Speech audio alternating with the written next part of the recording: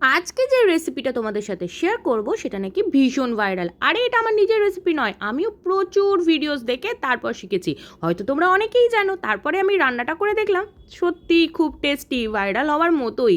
পেঁয়াজি করার মতো করে একদম পেঁয়াজ কেটে নেবো, তার সাথে ধনে পাতা, লঙ্কা কুচি, কাশ্মীরি লঙ্কার গুঁড়ো, নুন, চালের গুঁড়ো, বেসন আর সাথে 1 চিমটে হলুদ দিয়ে জল দিয়ে দিয়ে আস্তে আস্তে করে খুব সুন্দর একটা শক্ত শক্ত ব্যাটার বানাতে, একদম পাতলা হলেও চলবে না, আবার খুব গাঢ় হলেও চলবে না, আর ভীষণ ভালো করে ফ্যাটাতে হবে যাতে বেশ সুন্দরও হয় আর তার সাথে বেশ ফ্লাপিও হয়। আর টুইস্টটা হচ্ছে এই যে ডিমটা আগে থেকে সেদ্ধ করে তোমরা নিজেদের পছন্দ মতো শেপ করে কেটে নেবে, আর তারপরে এরকমভাবে হাতের তালুতে নিয়ে নিজেদের পছন্দ মতো করে আকার দিয়ে গড়ে নেবে।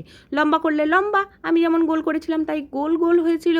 তারপরে আর কিচ্ছু না, তেল গরম করবে আর কড়াইতে ভেজে নেবে, ব্যাস। তারপরে যা খুশি দিয়ে খাও, সেটা তুমি কফি দিয়েও খেতে পারো, স্যালাড বা সসের সাথেও খেতে পারো।